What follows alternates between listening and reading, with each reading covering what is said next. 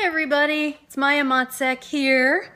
Welcome. Today I want to be talking to you about how sometimes what you think is your greatest fear is actually just a cover for your deepest desire, and how to access that deepest desire that we all have. And I had a big aha moment today, not today, this week. I had a whole revelation that I'm going to be talking to you about. Hey Shanti, wow, long time no see, nice to see you.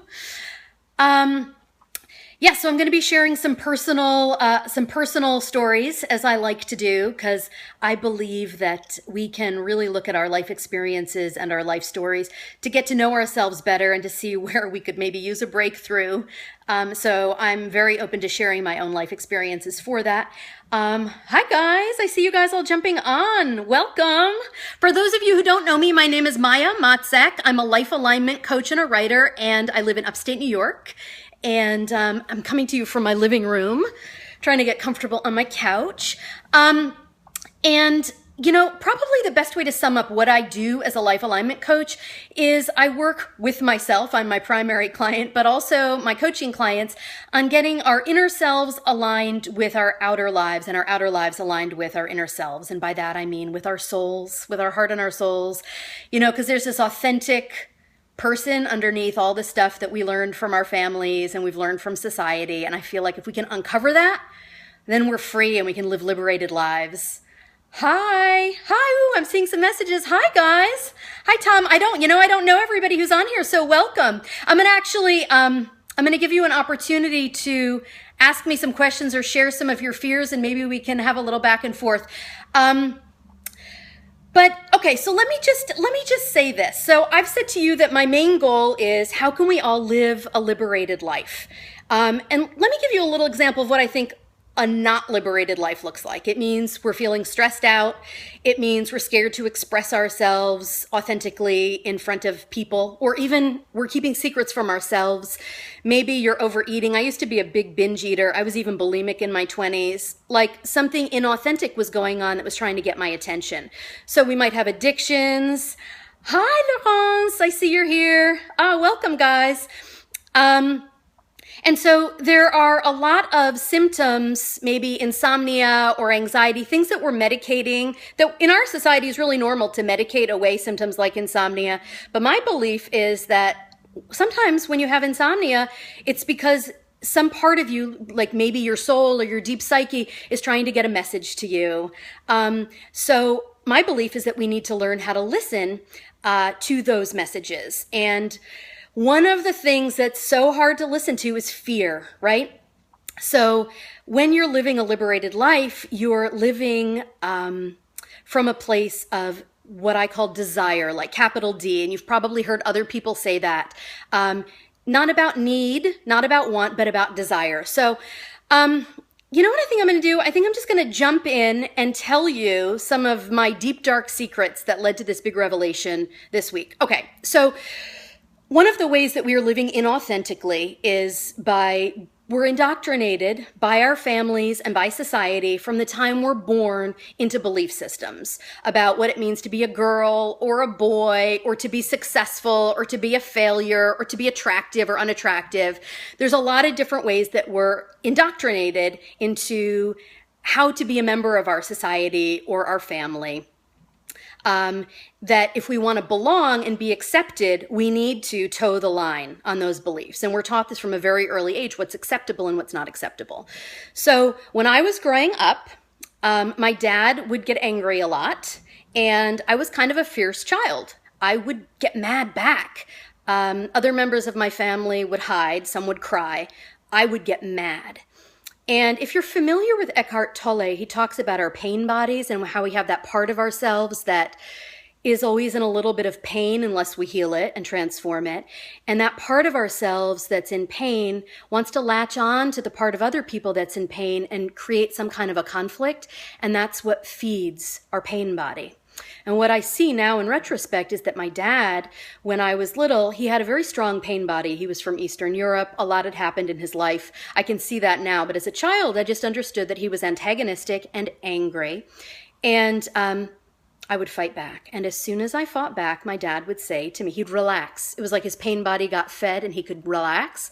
And he would say, "Be careful, Maya. If you get angry like that, you'll never get a husband. This is me as a very little girl. You've got to picture me 6, 7, 10, 11. It's a very scary idea. What you're telling me, that if I don't behave, if I express my anger, that I'm not going to get love and my own family and belonging? That went in really deep. That's what I mean when I talk about indoctrination. If any of you can understand, can you relate? Did any of you ever had an experience like this when you were little? If you had an experience like that, double tap on the screen and send me some hearts just to let me know that what I'm saying is actually landing with you. And if it's not, just keep listening through the lens of curiosity, because I want to take you to where that landed me this week. So when I was in my 20s, I was living upstate. Hi guys, I see some of you who are just joining. For those of you who are, I'm Maya Matzek, talking today to you from upstate New York.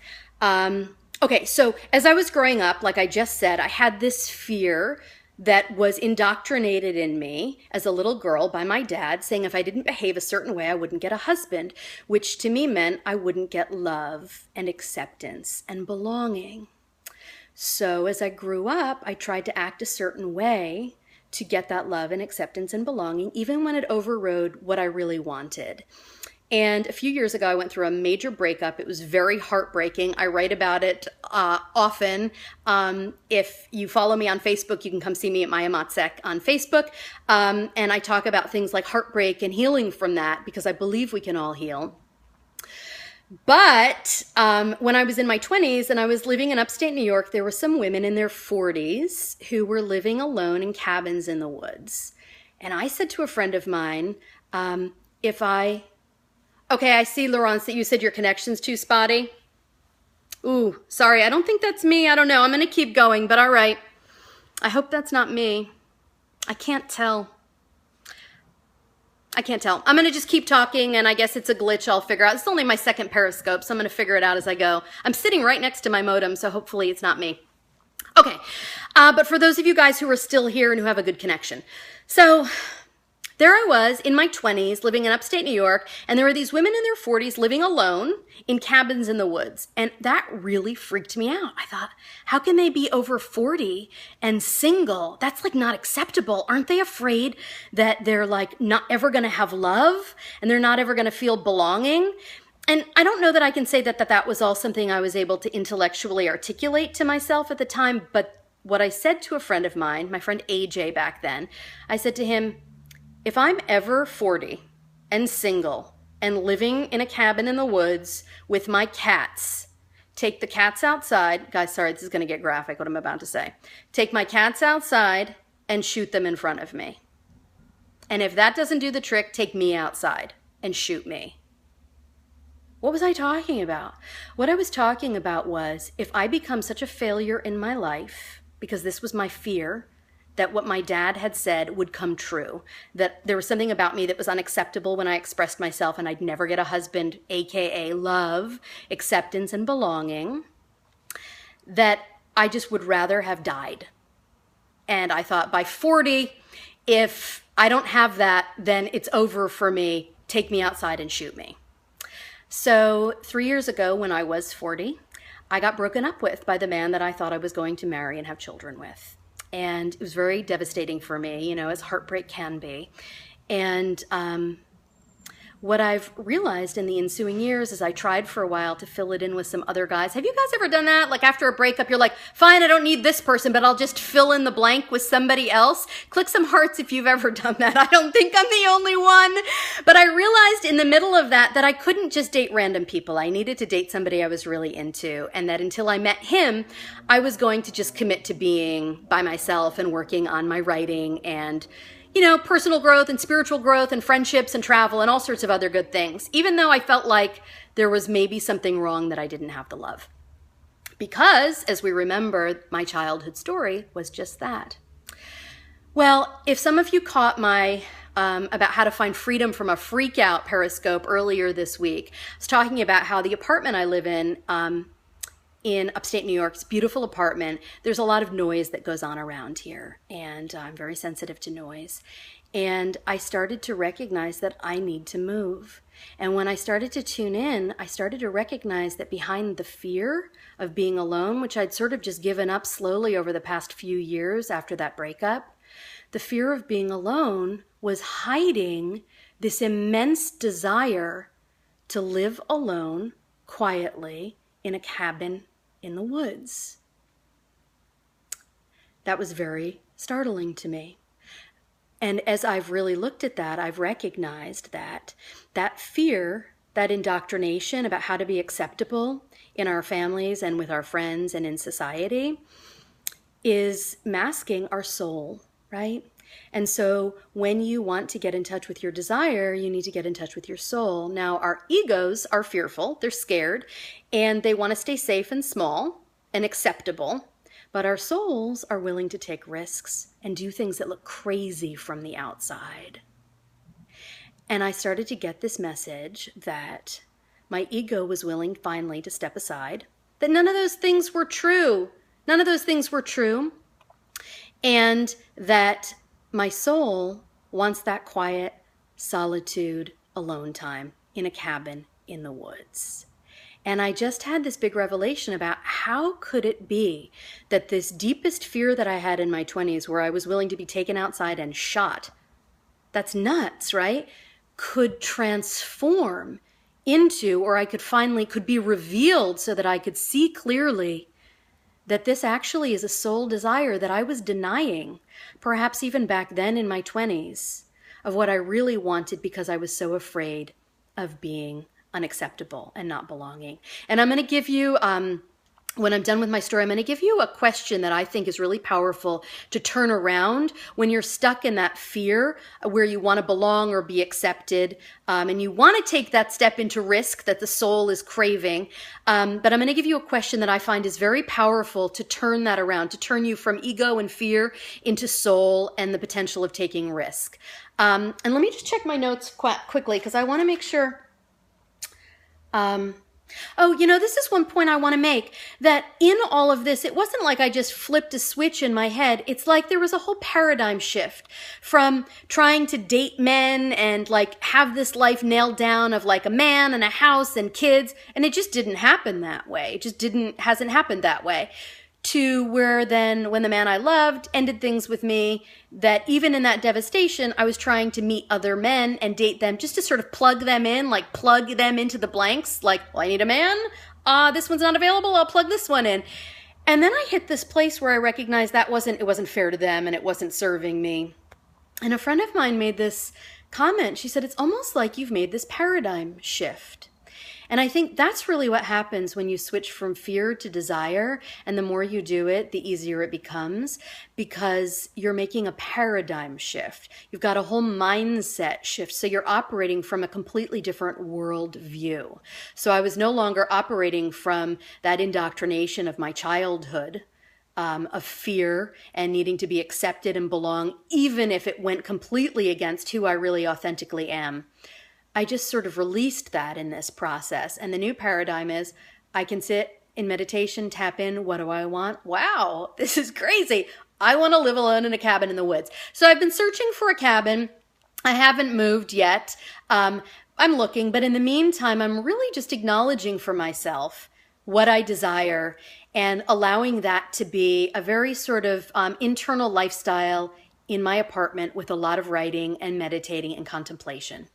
And I opened up a book today. I don't know if you guys know this book. It's Conversations with God. This is the second edition. I haven't read it all. I want to read you what I opened up today that I just think is like perfectly says this about why we should even opt into choosing our desire over our fear and that soul risk-taking versus being acceptable. And he says, we talk about making best choices. What's the best? He says, best is a relative term depending on 100 variables. And that makes choices very difficult. So there should only be one consideration when making any decision. Is this a statement of who I am? Is this an announcement of who I choose to be? And I love that because it talks about how we can uncover all the ways in which we've been scared into behaving a certain way for everybody else's convenience from the time we were little. And if you're on, paying attention to some of the Hollywood news right now, you'll see Jennifer Lawrence is talking about pay disparity and how she feels as if when she's negotiating, when she speaks a little bit strongly, that it's almost as if she can't be taken seriously. That's what I'm talking about when I'm talking about cultural indoctrination. But what he's saying in this book, and what I'm saying, is that the real liberation comes from freeing yourself up from those fears, which is not easy. I'm not saying it's easy. But here's the question I want to leave you with that has really worked for me. We talk about the ego wanting to belong to our families and to society. And the soul already belongs. Where does the soul belong? Well, that's a great question, right? The soul belongs into whatever words you use to describe this for yourself. It's the spiritual realm, right? The unseen.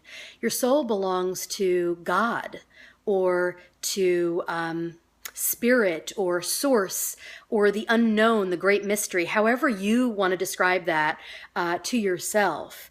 And so the question I want to leave you with, when you're stuck in that place of fear, but recognizing that it's masking a desire you have and wanting to lay claim to that desire so that you can live your most liberated life as your most authentic self. I mean, that's where all the fulfillment is and the freedom, right?